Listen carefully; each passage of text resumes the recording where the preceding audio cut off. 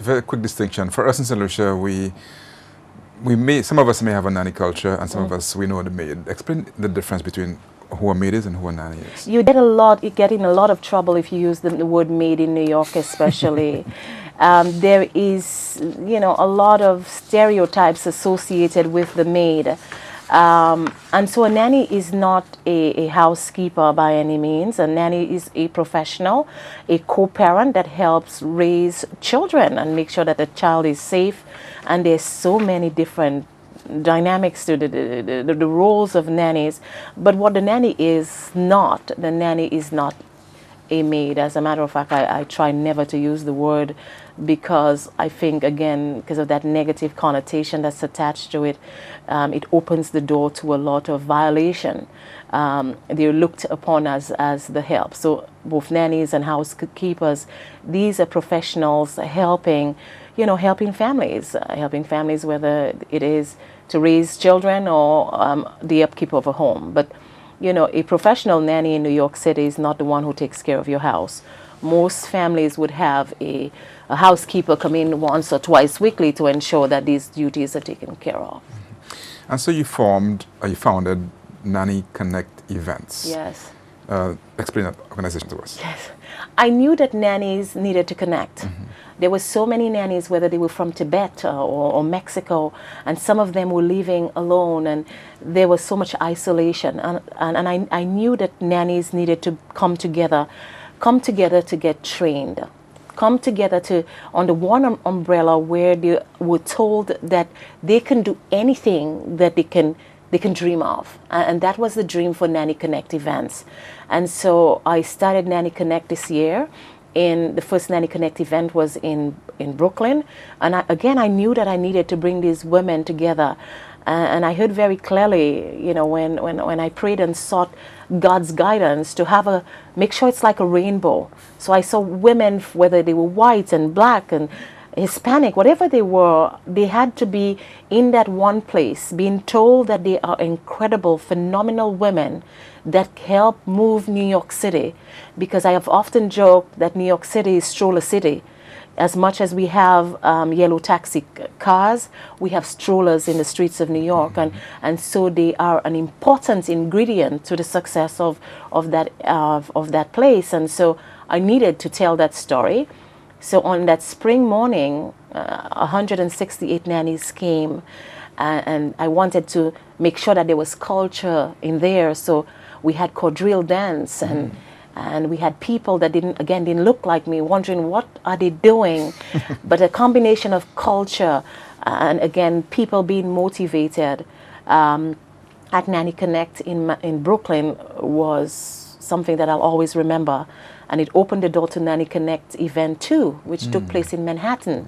And most people said, you are very daring to have an event in Manhattan. But it was meant to be because 212 nannies came. And it was supported by a lot of agency owners, that's nanny agency owners. And in the spring of 2016, Nanny Connect Event 3 is going to take place somewhere in Manhattan also. Wow, pretty big things are happening. In fact, that's how we got to know you, through the Nanny Connect events. All right, and you're a multimedia personality. You also do a blog. There's most of that you do. You also do a podcast as well. I do. And I know the most recent one you did reflects a little bit of life in Monrepo. Yes, life in St. Lucia. I think we have a responsibility, especially if we live overseas, to tell people about the beauty of our island. I am a very humble spirit, but the one time I brag about that place that I call home. And my podcast has been really good. It has touched every single continent, and I have a very massive following. And I knew it was my responsibility to say that I am podcasting from St. Lucia, and to invite these people to the land that I love, to that place, that place that makes me fall in love every time I come. And so, yes, my podcast was about life on the island, and talking about the journey that life is, and what an incredible journey that God allows us to take, being able to leave Monrepo, being able to journey into New York, being able to do a lot of things that the girl who sat on a stone many years ago wanted I dreamt about it. Not exactly that, but I had that vision, that very big vision.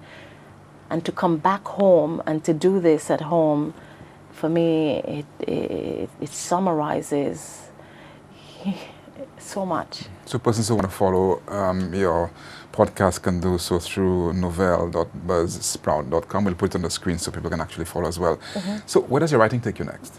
I am writing, it takes me to a lot of places. I am going to launch my next children's book. I am a girl with 2 dads, and I love it just that way. I know coming from a small conservative society like St. Lucia, someone will say, what is she thinking? And I'm here to say that there's something about love that maybe prevents me from thinking. There's a power.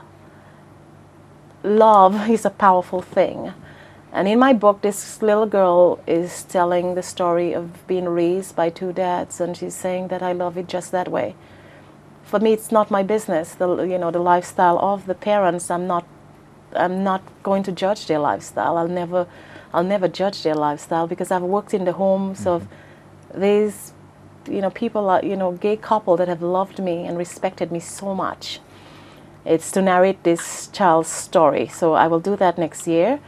I just started because I wanted to start this book in St. Lucia, 100 things that nannies want families to know. And I will travel throughout the United States and interview nannies. And I'll put together that 100 things that nannies want families to know. And after that, I will write 100 things that families want nannies to know, because I will try to be as objective as possible, because it's about promoting great relationships, and that's with both parties. We can continue this for the rest of the day, but we have time limitations. Yes. It was certainly an honor having you here, meeting you and speaking with you. And it's been quite inspirational listening to your story and all. So we are happy to have that connection with you. Yes. And we know how to make contact with you and how to follow you through the blogs and through your podcasts and I guess through your Facebook page as well. But we want to thank you for giving us the time. No, I thank you for having me here. And congratulate you on all the events that you've been involved with, all the organizations you've set up and so on, and just making St. Lucia proud. Before we must mention, professionally you work with the Huggies brand.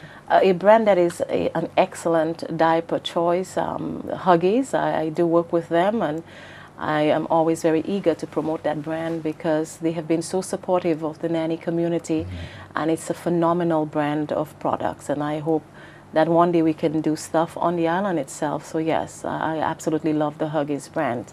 And before I go, Bernard, I think it's very important to tell your listeners, whether you have a woman or a man who so desires to do anything, who had a dream, to know that they have it innately in them to do it.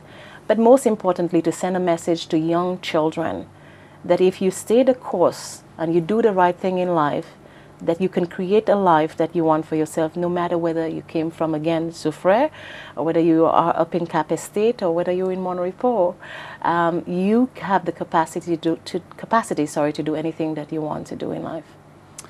Appreciate it. Continue to enjoy the rest of your stay here in Monrepo and St. Lucia. I will. And we hope to see you again when you visit. I will. I will visit, and I thank you so much for having me here.